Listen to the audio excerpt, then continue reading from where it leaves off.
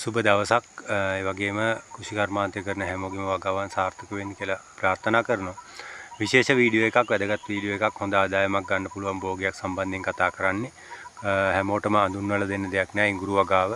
ඉඟුරු වගාව ලංකාවේ බහුලව ව්‍යාප්ත වෙච්ච ප්‍රදේශ කිහිපයක් තියෙනවා. ඊට අමතරව ලංකාවේ ඕනම ප්‍රදේශයක වගා කරන්න ගොඩක් ගෙවල් වල ගෙදරක වුණත් තමන්ගේ පාවිච්චියට ඉඟුරු පඳුරක් දෙකක් පෝච්චි එක වගේ හරි වගා කරලා තියෙනවා.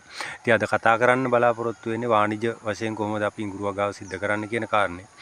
ඉඟුරු කියලා කියන්නේ ලංකාවේ සාමාන්‍යයෙන් වර්ෂ 2-3කට සැරයක් ඉතා විශාල ලෙස මිල ඉහළ යන ආර්ථිකමය වටිනාකමක් තියෙන හොඳ භෝගයක්. ඉතින් මේක වගා කර ගැනීමත් එක්ක ඔයගොල්ලන්ට හොඳ ආර්ථික ශක්තියක් ලබා ගන්න පුළුවන්. සාමාන්‍යයෙන් අක්කර භාගයක අක්කර එක අක්කර කාලක වගේ වාණිජ්‍ය වශයෙන් වගා කරත් ඔයගොල්ලන්ට හොඳ ආදායමක් ලබා ගන්න පුළුවන්.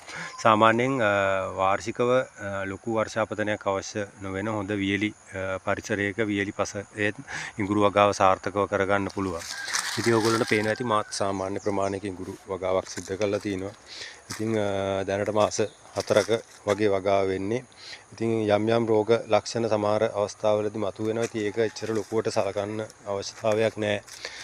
ඒක ගොඩක් වෙලාවට මේ වගාවේ වර්ධනයේට අමතරව අලවල වර්ධනයේට විශාල හානියක් සිද්ධ කරන්නේ නැහැ.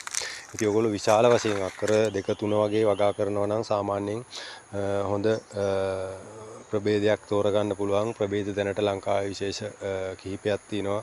ලංකාවේ දේශීය වගාව දේශීය ඉඟුරු එක තියෙනවා, ඉන්දියන් එක තියෙනවා, චයිනීස් ඉඟුරු එක තියෙනවා, රැන්ගුන් තියෙනවා. ඉතින් ඔය හැම ප්‍රභේදයක්ම යම් කාලයකදී විශාල ලෙස මිල වැඩිවීමක් සිද්ධ වෙනවා.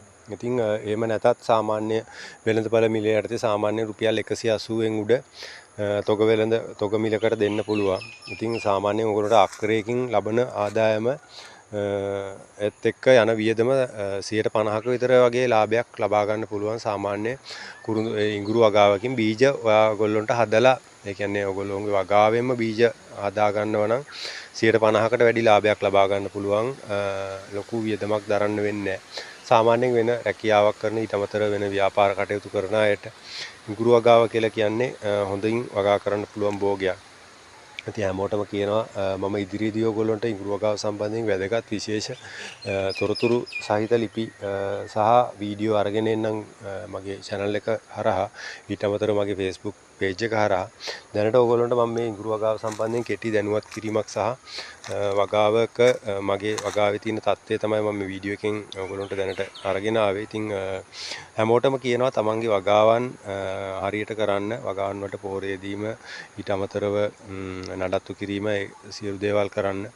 ලංකාව ඇතුලේ කුෂිකර්මාන්තයට හොඳ වෙළඳපළක් තියෙනවා. ඒ වෙළඳපළ ජය ගන්න ඕගොල්ලන්ට හොඳ ශක්තියක් ධෛර්යයක් තියෙනවා. ඉතින් ඒකත් එක්ක ඕගොල්ලෝ තමන්ගේ වගාවන් සාර්ථක කරගන්න කියලා ප්‍රාර්ථනා කරනවා. හැමෝටම සුබ දවසක්. ස්තුතියි.